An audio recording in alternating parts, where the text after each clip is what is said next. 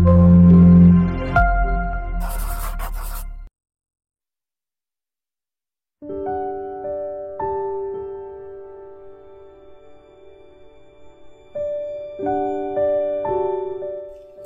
awali mengutip dari salah satu buku beliau. Saya tidak tahu kok menarik quotes ini, meskipun ada cintanya sedikit. Kata Anthony de Mello, ada beberapa hal yang akan menghancurkan umat manusia.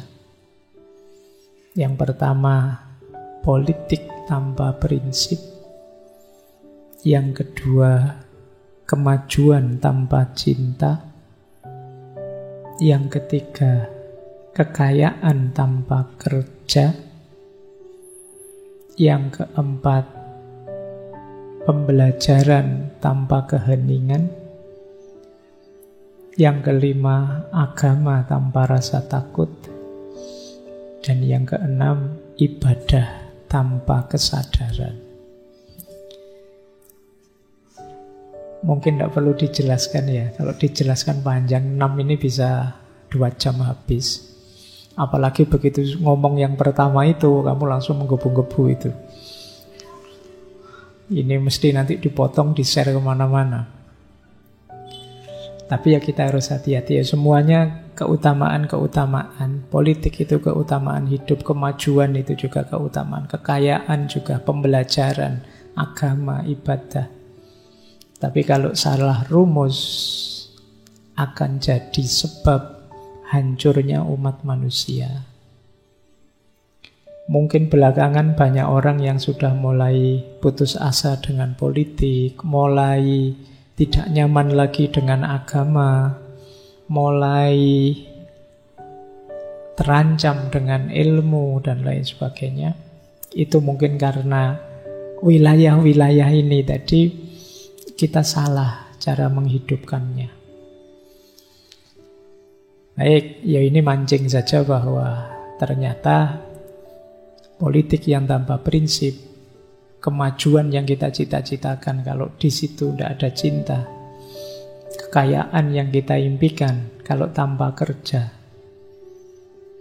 Mungkin kekayaan tanpa kerja itu kita instan saja, shortcut saja, nyari jalan yang paling mudah untuk dapat uang. Lupa nilai, lupa prinsip, lupa makna. Yang penting sugih. Belajar tanpa keheningan. Belajar paling efektif itu menarik diri sebentar, membaca secara jernih. Tapi kalau kalian dalam keramaian, tercampur terus dalam segala kesibukan, sulit membaca secara jernih. Kalau terlalu dekat dengan keramaian, ya kita sulit dalam keramaian itu melihat mana yang tepat, mana yang tidak. Kita sulit belajar. Maka belajar perlu keheningan. Agama tanpa rasa takut juga begitu. Karena hakikatnya agama itu pengendalian, kontrol, penataan hidup. Kalau tanpa ada rasa takut, ya kalau dalam agama biasanya takutnya pada Tuhan, ya akan jadi masalah. Termasuk ibadah tanpa kesadaran. Ibadah tanpa kesadaran itu berarti kita jadi robot. Ibadah seperti olahraga saja, gerak badan biasa. Baik, kita lanjut ya. Ini pembukaan saja. Sekarang kita mulai dari gagasan yang pertama. Ini nanti mungkin agak meloncat-loncat karena beliau pikirannya luas sekali dan macam-macam isu yang diangkat. Termasuk nanti silahkan teman-teman fokus pada konsep cintanya. Ada beliau nulis buku yang judulnya Kesadaran, Awareness. Dan juga banyak buku yang lain yang isinya cerita-cerita yang itu sifatnya tidak urut tema cinta satu enggak. Biasanya isunya di situ meloncat-loncat karena sebagian besar berasal dari ceramah publik beliau. Baik, yang pertama dari buku ini ya, Basa-basi sejenak. Beliau menulis bahwa cinta itu Kalau pakai penjelasan kita selama ini, sesuatu yang dianugerahkan. Jadi cinta itu anugerah. Kalau itu anugerah, ya bukan sesuatu yang diusahakan. Ya berarti kita harus diam saja, Pak. Ya tidak. Cara berpikirnya adalah mari melakukan sesuatu yang bisa mancing hadirnya anugerah dari Tuhan dalam bentuk cinta. Kata Anthony de Mello, kebahagiaan itu bukan sesuatu yang engkau peroleh, cinta itu bukan sesuatu yang engkau hasilkan, juga bukan sesuatu yang engkau miliki. Cinta adalah sesuatu yang memilikimu. Ini menarik cara berpikirnya Anthony de Mello ini. Beliau membagi antara mana yang bisa kita usahakan dan mana yang tidak bisa kita usahakan. Kemarin waktu kita belajar stoikisme kan ada itu pandangan bahwa syaratnya hidup bahagia itu kita sadar mana yang bisa kita kontrol dan mana yang tidak. Nah, kata beliau begini, ternyata hal-hal yang terbaik, yang utama adalah hal-hal yang biasanya tidak bisa kita usahakan. Meskipun cara memancing hal itu ya dengan ikhtiar, tapi hasilnya di luar upaya kita. Misalnya kata Anthony de Mello, kamu bisa berusaha memasukkan makanan ke dalam mulut, tapi kamu tidak bisa mengusahakan rasa lapar. Kita makan bisa, tapi melahirkan rasa lapar tidak bisa. Ya tinggal tidak makan lama saja, Pak. Ya ada orang tidak makan lama tapi tidak lapar. Kita nanti puasa itu kan ada, tidak makan sih tapi tidak lapar. Jadi makannya kita bisa, tidak makan kita juga bisa, tapi lapar itu di luar kuasa kita. Ada yang sudah makan masih lapar. Ya memang tipe orangnya ya. Kamu bisa berbaring terlentang di tempat tidur, tapi kamu tidak bisa mengusahakan tidur. Hadirnya tidur itu kan di luar kuasamu. Kamu bisa setelah ngaji ini pulang ke kos terus berbaring, mencoba merem, mencoba terlelap. Tapi di detik keberapa kamu benar terlelap, di luar kuasamu. Jadi tidur pun anugerah. Kita bisa memuji orang, tapi kita tidak bisa memunculkan rasa kagum. Kita melihat sesuatu luar biasa, itu kan rasa kagum.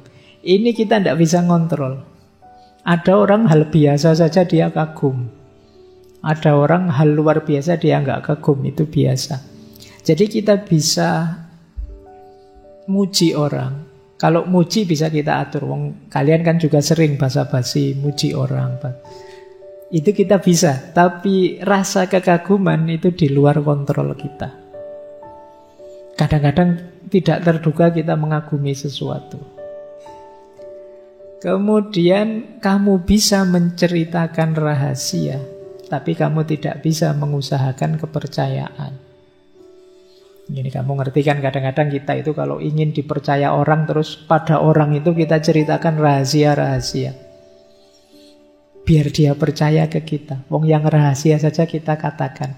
Tapi jangan lupa, kata Anthony de Mello, kepercayaan, hadirnya kepercayaan dalam diri kita itu di luar kuasa kita. Kalau cinta terus gimana, Pak? Kita bisa melakukan pelayanan, kebaikan pada orang lain, tapi kita tidak bisa mengusahakan cinta. Baik sama orang kita bisa, jujur kita bisa, membantu orang bisa, menolong orang bisa. Tapi rasa cinta di luar kuasa kita. Tidak selalu orang berbuat baik itu terus dia cinta. Mungkin ada pamrihnya, mungkin ada keinginan ini, keinginan itu. Jadi Yang pertama-tama rumusnya ini ya, cinta tidak bisa diusahakan, tapi mari melakukan segala sesuatu yang mengundang hadirnya cinta.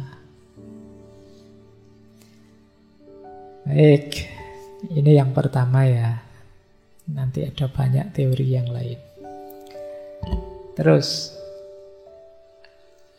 Anthony de Mello punya rumus 4 karakter cinta. Kita akan sering bertanya, cirinya cinta apa sih Pak? Kalau orang sudah jatuh cinta itu karakternya apa? Ini salah satu teori ya. Kita dulu pernah belajar macam-macam tokoh tentang cinta, kemudian banyak teori. Nah, ini salah satu teori juga untuk memahami cirinya cinta apa. Yang pertama, cirinya cinta adalah kepada apapun dan siapapun. Makanya dulu ada quotes, orang yang mencintai itu tidak bisa membenci, kalau itu beneran cinta. Kalau saya cinta padamu tapi benci pada yang ini, itu sebenarnya belum cinta, kamu masih berpamrih. Masih ada keinginan dari yang kamu cintai dan ingin menyisihkan yang tidak kamu cintai. Itu kalau pakai istilahnya Osho kemarin, kamu belum jadi pecinta. Jiwamu belum berubah jadi jiwa pecinta. Orang itu kalau beneran mencintai, maka dia akan cinta pada apapun atau siapapun. Kalau beneran dia seorang pecinta, tidak mungkin dia cinta pada seseorang dan benci pada yang lain. Semuanya akan dia cintai. Mungkin sering saya jelaskan ya, ya semuanya dicintai meskipun cara mencintainya berbeda. Pada yang sudah baik misalnya, ya cara mencintainya dengan cara kita dukung. Pada yang belum baik, cara mencintainya dengan cara kita kritik, kita beri pelajaran, kita tuntun dan lain sebagainya. Tapi dua-duanya kita cintai. Nah, karena kalau kita benci biasanya kan ingin kita singkirkan. Kata Anthony de Mello, ini beliau menarik, menjelaskan cinta yang sejati dengan 4 karakternya ini. Beliau pakai bunga mawar, kemudian pohon, kemudian pelita atau lampu. 4-4-nya beliau tidak menjelaskan, hanya memberi ilustrasi. Pohon, mawar, dan pelita atau lampu. Nah, ciri pertama, kenapa pada apapun dan siapapun?